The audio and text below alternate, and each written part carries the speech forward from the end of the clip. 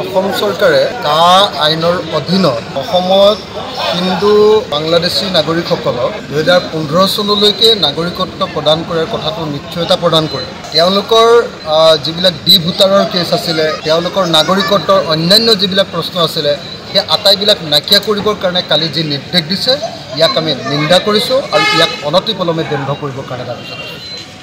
এইটো বৰ দুৰ্ভাগ্যজনক কথা যে বিজেপি চৰকাৰে অসমতে যি অসমত বাংলাদেশীৰ বিৰুদ্ধে ইমান দিন আন্দোলন হ'ল, সেই অসমত বাংলাদেশ, আফগানিস্তান আৰু পাকিস্তানৰ হিন্দু বাংলাদেশীসকলক ইয়াতে নাগৰিকত্ব দিবলৈ বা অন্যান্য বাংলাদেশীসকলক ইয়াত নাগৰিকত্ব দিবলৈ সিদ্ধান্ত লৈছে। আমি ইয়াৰ তীব্ৰ বিৰোধিতা কৰিছোঁ আৰু যিহেতু এতিয়া পৰ্যন্ত সুপ্ৰিম কোৰ্টত চেলেঞ্জ কৰি থকা হৈছে, গতিকে অসম চৰকাৰে কোনো পৰ্যায়ত যাতে অসমত কোনো হিন্দু বাংলাদেশী নাগৰিকক ইয়াত নাগৰিকত্ব প্ৰদান নকৰে, তেওঁলোকৰ দুই ভিতৰৰ কেছবিলাক যাতে এতিয়া উঠাই নিদিয়ে আৰু তেওঁলোকক যাতে মুক্ত কৰি নিদিয়ে, তাৰ কাৰণে আমি দাবী উত্থাপন কৰিছোঁ।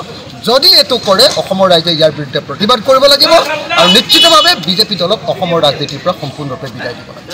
2026 বিষয়ে আপুনি কি কৈছে? বিধানসভা ইলেকশ্যনৰ বিষয়ে পিছত কৈ দিম।